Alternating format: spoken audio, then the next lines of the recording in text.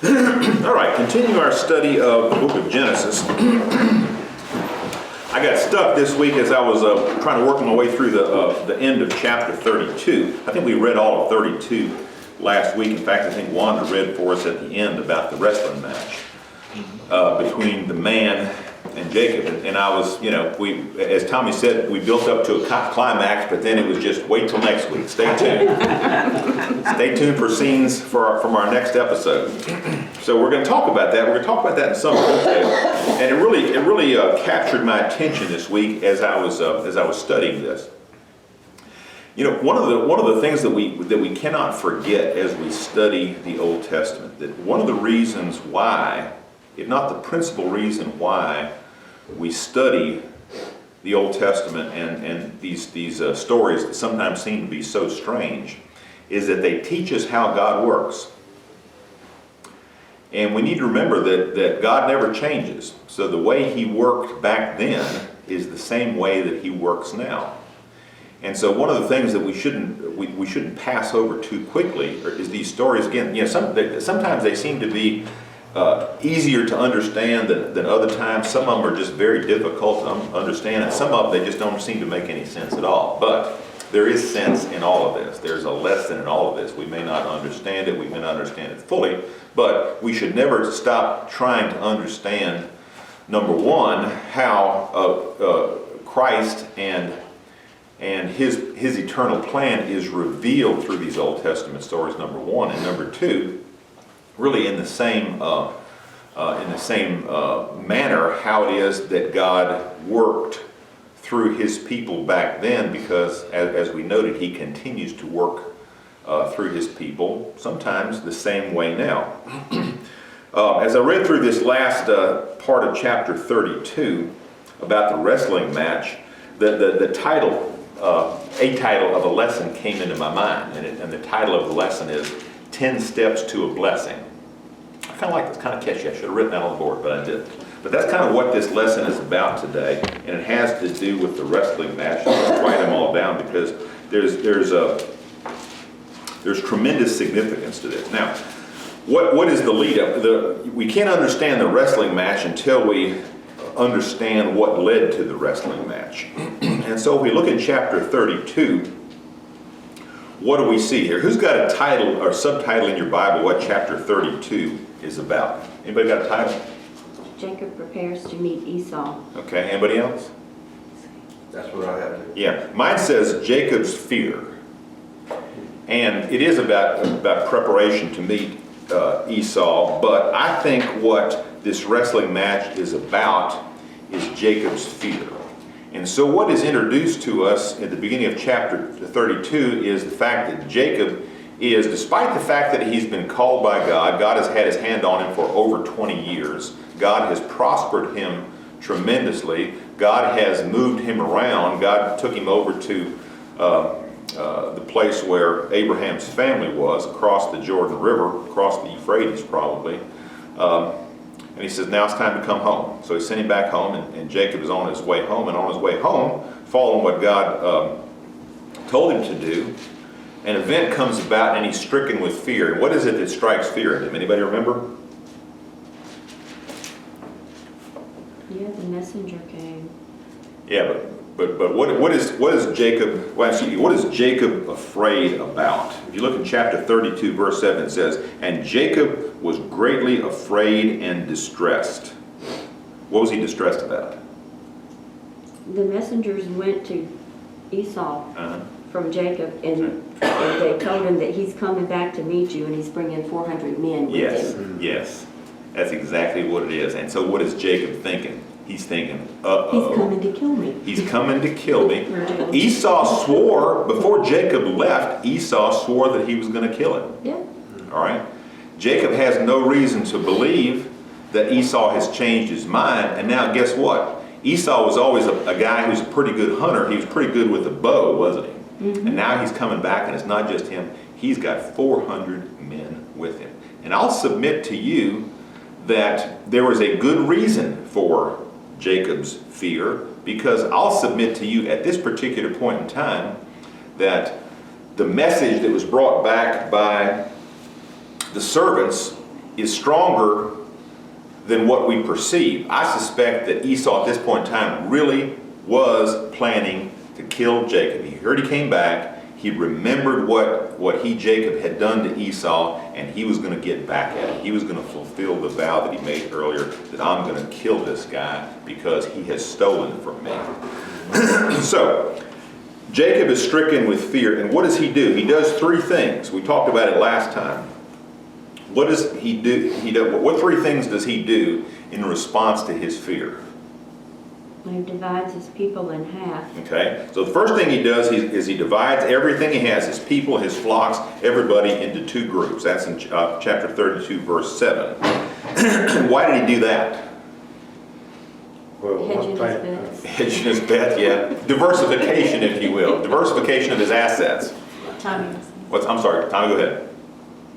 I think we covered it last week that he was wanting to protect one side of his family more than the other. That's right, he did that. He put, as we see later on in chapter 33, I think kind of talks about what he did, but he kind of arranged things in stages too. He put his favorite wife and his favorite kids over here, and then he put his disfavored wife and his less favored kids here into a group. Okay, so first thing he does is he diversifies. It says he divided into the things that he had there. Okay, so he's trying to use his own means and methods for protection. What's the second thing he did? He prayed. He prayed. And what was the substance of his prayer? Save me from the hand of my brother. Deliver me from Esau was basically his prayer. And in that prayer, not that there's anything wrong with any type of prayer that you bring to God, but he wasn't really asking for God's will to be done. He was asking for protection against his brother, who had every reason to kill him, right? And who in fact was coming to kill him. So he prays, deliver me from Esau. And then what else did he do? He bribed it. He bribed him. He did what the American way did. That's right. That's right. He prepared, what it's called, in chapter 32, verse 20, he says he prepared a present to appease him. Okay, so as Tommy said, and I think it was a bribe, he puts together just a bunch of stuff that he's gonna, that he, in fact, he has sent all this stuff over to him, and even as he's praying, he's gathered this stuff and he's sending it over to him. Okay, so that is the context. So he does those three things. He's stricken with fear, and in response to the fear, he divides his property to diversify, to try to protect at least part of it. He prays, and he prays that God would deliver him from Esau. And then third, he prepares a present to appease him, and it really was very much of a bribe. And then what does he do? He puts his plan into motion. He sends everybody across the stream. He comes back, and in verse 22 it says, now he arose that same night and took his 2 wives and his 2 maids and his 11 children and crossed the ford of the Jabbok River. And he said, and he took them and he sent them across the stream, and he sent across whatever he had. So everything is across the stream. And then we have this strange event. And let's talk about what happens. It doesn't really take up a whole lot of space in the writing, but it is full of meaning, I'll submit to you. It's called, we know the event as Jacob's wrestling match. You're looking back at all these incidents that's going on, like the bribery and everything. Mm-hmm.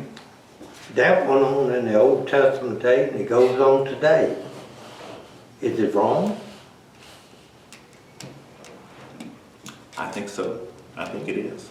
I think it is. Well, it worked for him. It worked for him. Well, that's the question. The question is, did it work for him, or did something else happen there? But you're right. All of it together, it worked. And it's not just a bribe, but all of it together, it did work. Well, something happened to change the outcome that was feared, and that's a good point. We're gonna talk about that. But to answer your question, is bribery wrong? Mm-hmm. I think it is. Is there a lot of bribery in the scripture? Yeah, there sure is. And sometimes it's even portrayed as being, perhaps the right thing to do. Here, Well, look at it this way. If a I'll say the right thing is person- portrayed as being If a person is successful. good to you, or can be good to you, and you bribe them, or give them something, you can call it bribery or give them something. I know I always give people, well, of course it ain't much, but people are nice to me and everything. I always love to give them something out of my garden and everything, and they do appreciate it. yeah, well, I wouldn't call that sack of tomatoes a bribe.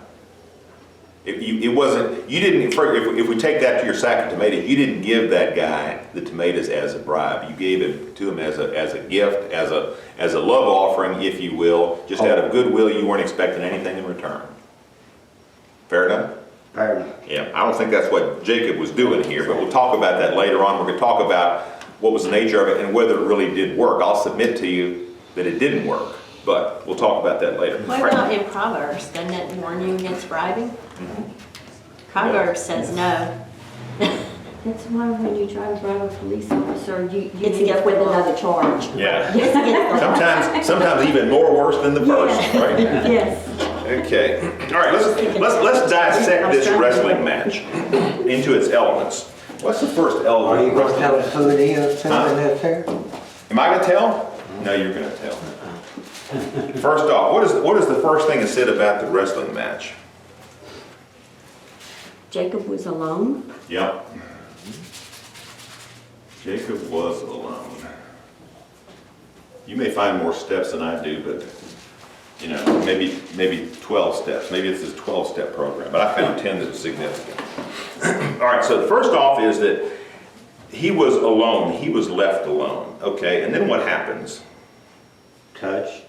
The man couldn't overpower him. No. Y'all are moving way too fast for me. I'm going slow. daybreak. all night long. No, Wrestle No. till daybreak. we're taking this one step at a time. We're That's taking my baby next steps. step. Right, we don't have another verse in there. A man wrestled with him, Oh. okay?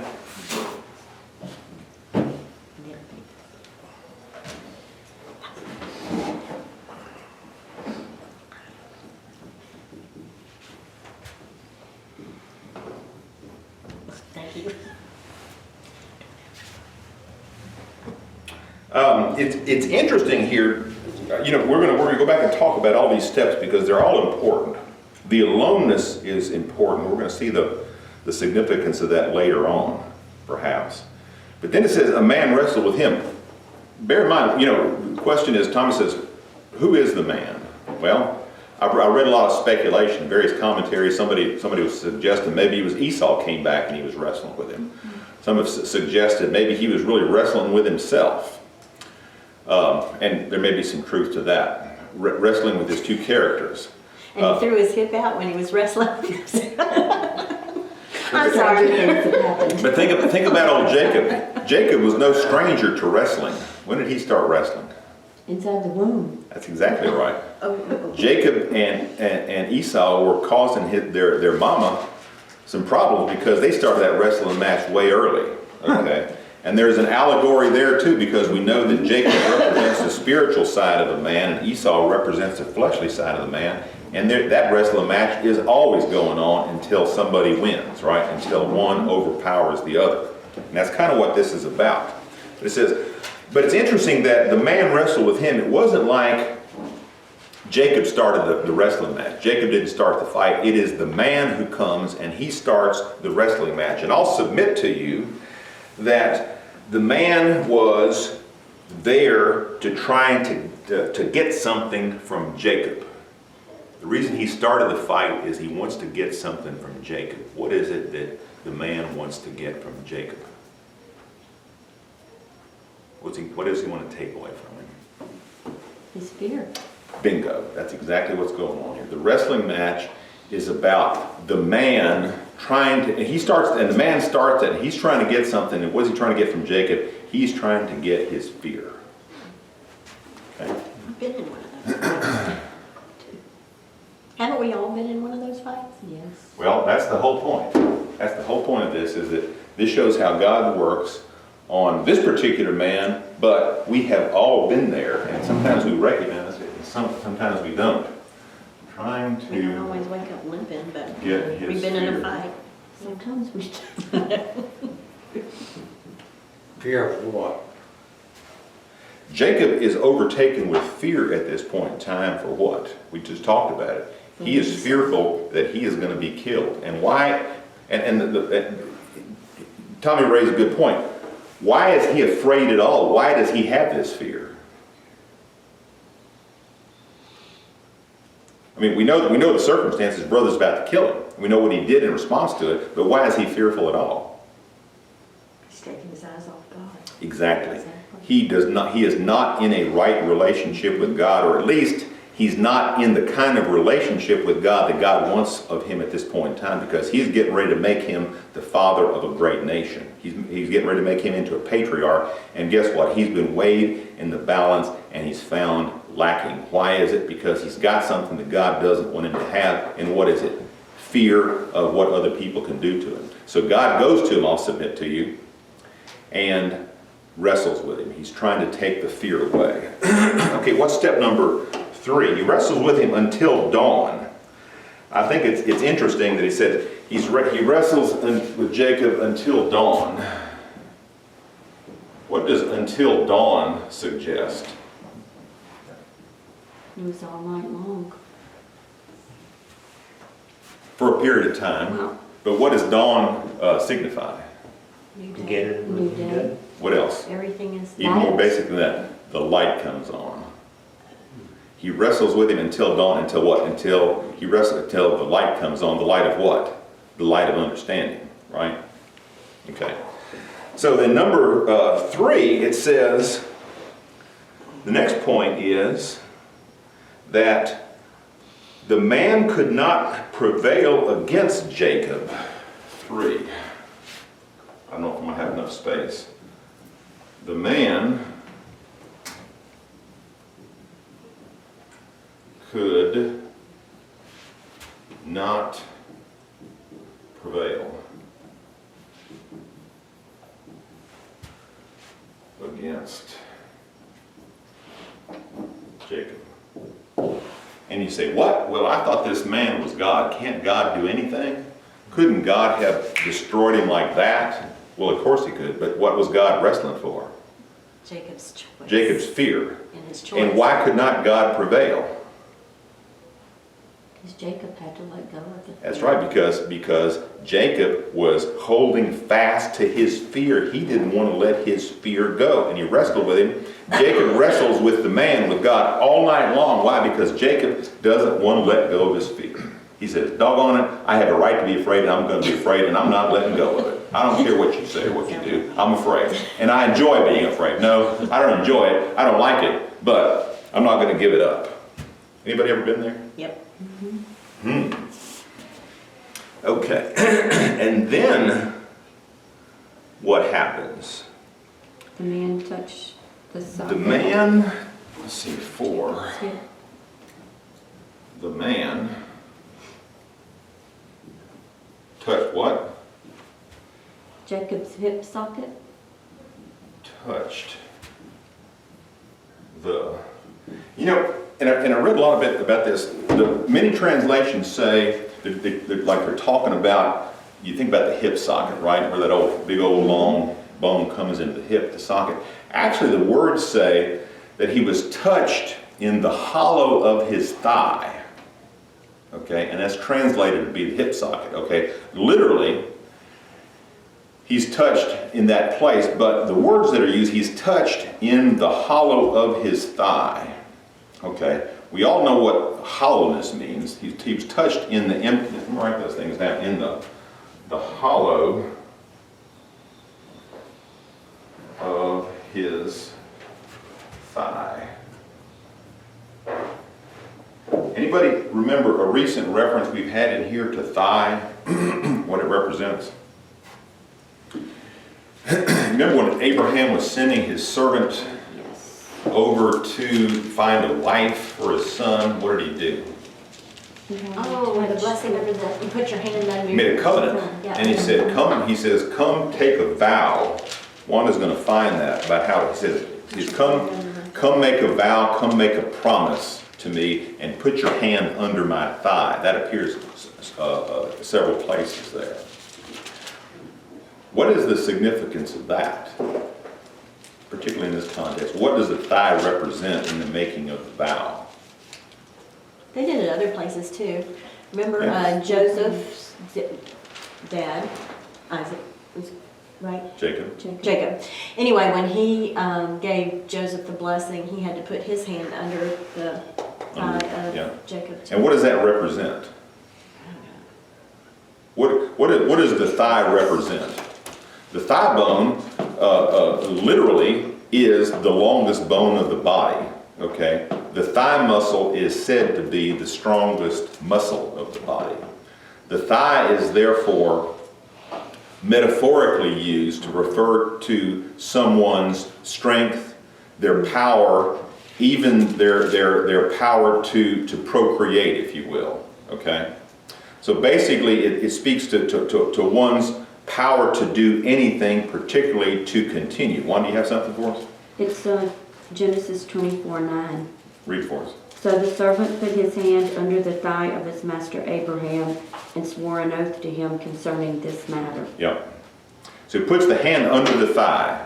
In other words, he's submitting himself to the power which is the lifelong power. The entirety of his life, it is said, is wound up in the thigh. So he's submitting himself to the power of Abraham by putting his hand under his thigh. So that is significant here in the context of the man, when he touches Jacob during the wrestling match, he touches him in the socket of the hip, but it's more meaningful if you read it as he touches him in the hollowness of his thigh, which means what? His strength. Yes, he's saying this strength that you think you have, you're relying upon this thigh, but guess what? I've looked at it, and all of your strength is hollow.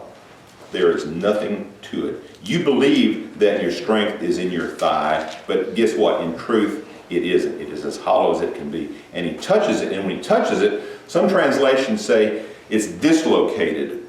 But actually, the better translation there is that the hollowness of the thigh is revealed. Okay, it is exposed. So in other words, Jacob at that point in time comes to realize that what he's been relying upon as his strength is no strength at all. And what is significant, we'll see at the very end, that it is said that some translations say that he limped for the rest of his life, but the word limp there means that his walk was affected for the rest of his life. Okay? So he relied on God the rest of his life. Yeah, well, that was the beginning of that. Okay. So the man could not prevail. The man touched the hollow of his thigh, and as a result of the touching of the hollow of his thigh, he was not only spiritually enlightened, but he was physically disabled, because what happened there, God took away, or the man took away, and what he did, he took away all of the physical strength of the man. Because at that point in time, if you didn't have the strength of your thigh, you were not regarded as having any strength at all, right? You couldn't walk right, you certainly couldn't run, you couldn't work. So your strength is taken away. And so as a predicate to the blessing that's received, what happens? Jacob is disabled. And I'll submit to you that the disabling was a necessary predicate to the blessing. God could not have blessed him unless he was disabled. And why is that? Have to get his attention. He had, God himself. yep, had to change the way he walked. He had to change what he relied on, because up to this point in time, what is Jacob doing? He is principally relying on himself, right? Because when the fear struck him, he did three things, only one of which was to pray. Two other things, he was relying upon his own strength, right? Mm-hmm. Okay, and then what happened? Okay. The next verse says, the man says, "Let me go because dawn is breaking."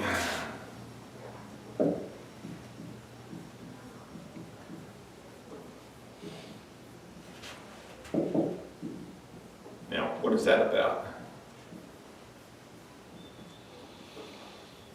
Could God not extricate himself from this wrestling match? Is God so weak that he couldn't just push him off? I thought you answered that at the beginning, you said the light came on. Yep, it said, let me go, because, that's right, because the light's coming on. You're beginning to understand. And this is really the best part of it comes next. What happens next? Jacob says, I'll not let you go unless you bless me. Yes, for the blessing. He asked for a blessing.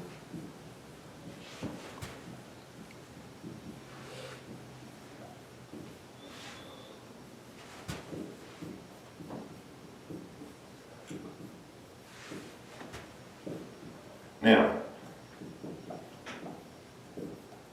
is this the first time that old Jacob has asked for a blessing? No? When did he ask for a blessing before? And his father. He went to his Earthly father. father. He went to his earthly father and he says, I want the blessing.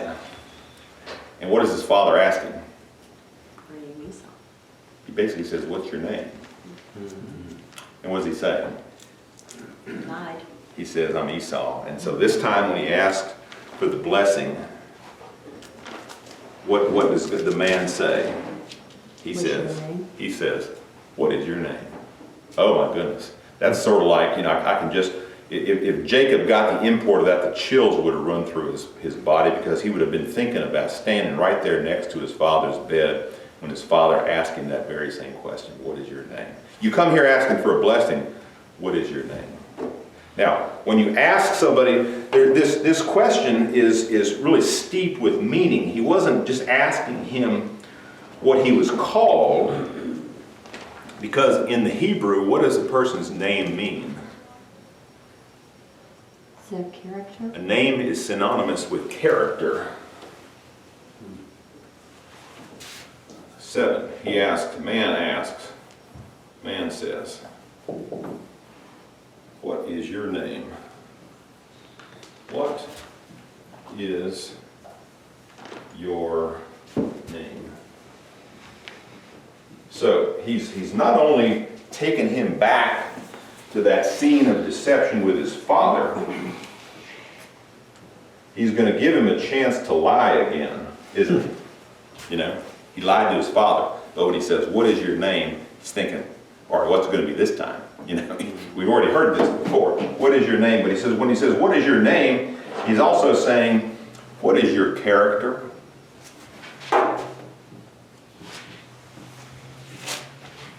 But isn't that the great thing about Jacob's journey? That Jacob starts off with a lie, and God never lets him go. Right. And yet, here he is asking the same questions, being given the right to say the same answers. Mm-hmm.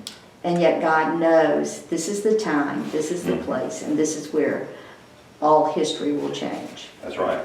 All history will change. And what does Jacob say in response? What's Jacob's response to the question? Jacob, His real name. Yeah. He says, I am Jacob, meaning what? wrestler. No? Well, Jacob could be translated in several ways. He was first called Jacob because he was the heel grabber. But he was also a wrestler because he was wrestling in his mother's womb. But also, what does Esau say that the name means? What did Esau say? Esau said, my brother is aptly named because he is a deceiver. And so the name Jacob becomes synonymous with the deceiver. And so this is almost like being in the Catholic confessional booth. The man's wrestling with him. He says, what is your name? What is your character? Are you ready to confess your sin? And Jacob says, yes, I am Jacob. I am the deceiver. So he admits right there that, and I'll submit to you that this confession, it is not just the confession of the name by which he is called. He is now confessing his character, that he is a deceiver, that he is untrustworthy, that he has sinned. He is a sinner. he's not, in other words, he's no longer denying his character, right? Sounds like a Republican debate, don't it? Well, from the standpoint of accusation, there's not a whole lot of confession that goes on during those debates, is there? Okay. It's all political debate, not just a Republican.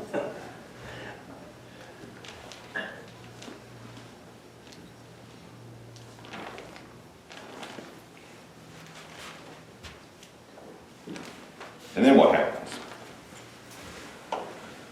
He changes his name. Yep, the man says, nope. He says, now, he says, man says, you are Israel. Meaning what?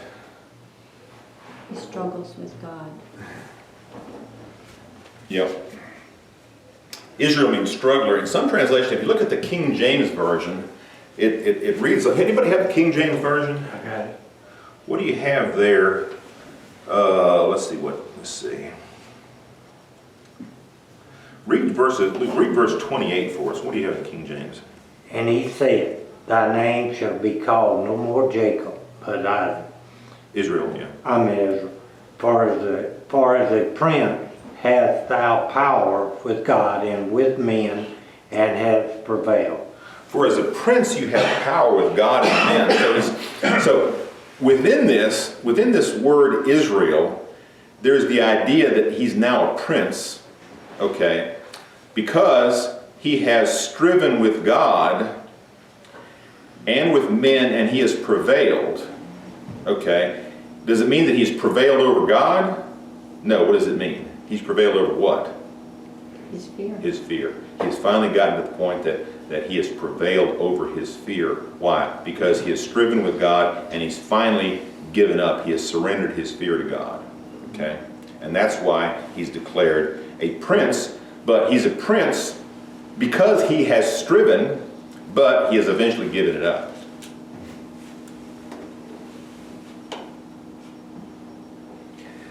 Now, then what happens? As a 10th step, And Jacob asked his name. The man's name. Jacob, now Israel,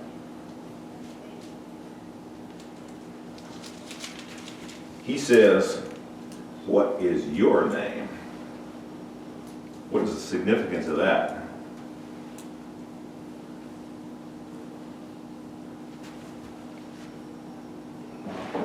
I think it is what it is. He's going to find out what his name is. Or who he is. And I still want to know. Again, what is the significance of the name in the Hebrew? The character. Yeah. So this is Jacob saying, at this point in time, I think Jacob knows who he is. Because Jacob knows this. How could this guy know that I lied to my father about my name? So he must know that God is at work here. And so again, the light has come on, right? Because it's getting to be dawn. And he says, all right, what is your name? In other words, what is your character? And interestingly, what happens here? Does the wrestler tell him what his name is? No. No, he doesn't tell him his name. What does that remind you of? Anybody remember the account? You remember it? It's in Judges, where it's first the father of Samuel is visited by an angel, and the angel tells him, you're going to have a son. He's going to deliver Israel. And I think, what's the guy's name? Manoah. Manoah goes to tell his wife, he says, I've just been visited by an angel. And he said, we're going to have a son. And his wife had been barren up to that point in time. And she said, really? And so the angel comes to both of them. And they both realize it's an angel. So what are we supposed to do? Well, your son's going to be a Nazirite. He can't touch any wine. And then they say, the husband and the wife, but particularly Manoah says, well, I'm going to build an altar here and I'm going to make a sacrifice to you. And he says, the father of Samson says, by the way, what's your name? And what does the angel say? He says, I'm not going to tell you. Just like here. And he says, I'm not going to tell you because some translations say, my name is too wonderful. It is really what the angel says, and he's speaking for God. He says, My name is so wonderful that you cannot even comprehend it. My name is incomprehensible to you. In other words, my character is incomprehensibly wonderful that you can't even understand. It's like, I could tell you, but I'd have to kill you, right? Same kind of thing. And that's what's going on here. God's character cannot, Jacob is inquiring after his character, which is a good thing. But God is saying, my character is so wonderful that if it was revealed to you right now, you couldn't comprehend it and it might even kill you. But Jacob recognized at that point in time, oh, I have now been directly face to face in contact with God. And then what happens at that time? After he asked his name, he says, why do you ask my name? And then Jacob blessed him. the blessing. That's when the blessing, after all these 10 steps, that's when the blessing occurs.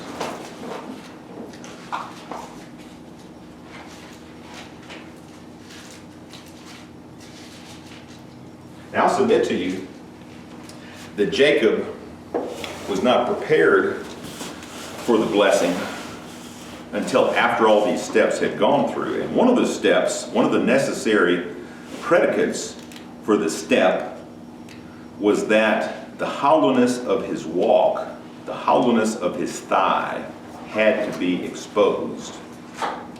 And particularly his reliance upon his own strength is what had to be removed.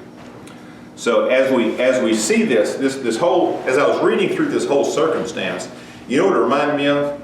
It reminded me of the necessity in Abraham's life for circumcision. And somebody tell me why. Do you get it? Wanda gets it. Why is this like circumcision? Why is Jacob's crippling, if you will, his disability, why is it like circumcision? You can't rely on yourself, you have to rely on God. Exactly. And that's why circumcision was first introduced, and Paul explained it when he said, we are the true circumcision who what? Who worship in the Spirit of God and glory in Christ Jesus and put no confidence in the flesh. Abraham put confidence in the flesh. Jacob was putting confidence in the flesh. And you can't have a right relationship with God as long as what? As long as you're relying on yourself and putting too much confidence in the flesh. And that's what this whole story is about, I'll submit to you. But the interesting thing is that we see here at the very end of it, it says, so Jacob named that place Peniel, for he said, I have seen God face to face. And I think that answers your question, Tom, that it was in fact God. Some say that in the physical form, this was a pre-incarnation of Christ. God in the flesh is Christ. And there are several circumstances in the Old Testament where there is a pre-incarnation of Christ, and this may be one of them. But he says, I have seen God face to face, but yet I live. And it says, and then the sun rose upon him, which means what? When the sun is fully up, he says, now the light has really come on, and now I see what has happened. And it says, and he was my translation says, and he was limping on his thigh. Anybody have a different translation there? He was limping because of his hip. Because of his thigh. The better translation says that his walk was permanently affected. His walk was permanently affected. And I think that's what Paul was referring to indirectly in Romans 8:1, where he says, there is now no condemnation for those who are in Christ, who walk not after the flesh. And up to this point in time, Jacob was what? He was walking after the flesh. In what sense? That he was relying upon his own flesh for his deliverance from his fear. That's what he's trying to get away from. That's what this wrestling match is about. Jacob holding on to his fear, God wanting to take away his fear, and the fear is not taken away until what? He's crippled in his walk. Why? Because that's what he's relying on. He's relying on the strength of his thigh, and God takes that away because he doesn't want him to rely on the strength of his thigh. He wants him to rely on what? God's power. Well, Was he can we not? go back a little bit? Sure. Hold that question one. Go ahead, Tom. I know you said at the beginning, I believe you said it was wrestling in the spirit. It wasn't a physical wrestling. It was a mind thing. Well, it's really both, because what we have here, I think a physical event occurred here.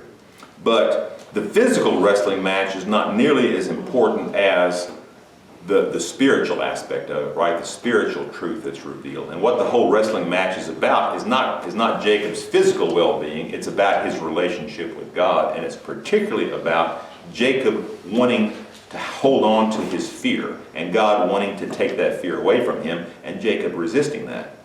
And why does Jacob resist it? Because he wants to rely upon his own strength and power, which is something that God never wants any of us to do at any time. Go ahead. I know that, and I've heard a lot of people say that Jacob was actually wrestling with an angel that God had sent, but you're saying it was actually God that came? Well, I don't want to split hairs. It could have been. It was all instigated by God. There's no doubt about it. And He sent something in the flesh that wrestled with him. I think there was physical contact, like a wrestling match. Now, was that an angel or was that a pre-incarnate Christ? Could have been either one. I don't want to split hairs there. But the important thing is the man is referred to, whether it's Christ or whether it's an angel, was acting directly on behalf of God the Father. And he was there to accomplish his purposes. Now, Wanda, what did you start saying? Well, back when Jacob prayed, he prayed, "O God of my father Abraham, God of my father Isaac." Mm-hmm. It wasn't like he was praying, "God, my God." That's true. A good point. That's my right. father.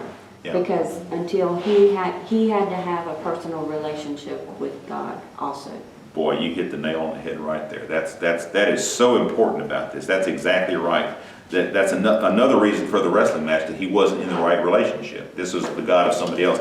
Now, at this point in time, God's going to make it personal. It's going to be you and me. Mm-hmm. And we're going to see later on that God comes to him more formally in chapter 35 and talks about bestowing the name. But there we are. And I'll submit to you that the story that we have here, it's an interesting story. I believe it is a true account. It is history. But there's also deep allegory, there's a deep spiritual lesson here. And it's a story not just about how God worked on Jacob, it's a story about how God works on us. And just as importantly, it's a story about how we resist God, how we wrestle with God because we want to hang on to our fear. Now, we say, well, why would anybody want to do that? Well, you say it's a stupid thing to do, but don't we all do it? Don't we all hang on to our fear? Don't we all fight to keep it? And, sometimes God does come in and he disables us. Sometimes he cripples us. Sometimes he puts a thorn in our flesh. Sometimes he throws obstacles in front of us. Why? Because he's punishing us? No. He wants us to focus on what? Don't rely on yourself. Rely on me. Trust me. He says, I got this one. I don't care how big or how small it is. I got this under control. Well, can I cut a deal with him to say I'll be a good boy if he'll just give me my hands back? Huh? I don't think it works that way, Tom. No, there's no bargaining there. Your particular disability, you may be your hands, but guess what? God's got a purpose in that. God has changed your life because of that. And, God will equip you to do, he will fully equip you to do whatever he assigns you to do. And maybe, Tommy, and I don't know, Tommy, I don't know the purpose, the reason for it, but maybe God has taken away your hands so that you will rely on his hands. I don't know. I'm speculating, but I know that God will take away things that we rely on the most. Why? Because he doesn't want us to rely on any aspect of our own flesh, our own abilities. He wants us to be totally reliant and dependent on him. Well, the Apostle Paul said, in his weakness, God is made strong.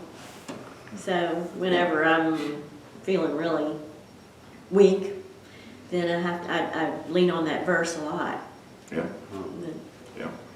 Also, right here in when he named the place Peniel, means, the face of God. If you remember back in Abraham's day when God put Abraham in the cleft of the mountain and covered his face because nobody could see God and live. That was Moses. I'm sorry, Moses. And so in several instances, people have seen, like Jacob right here, wrestle with God, or they call it the angel or whatever.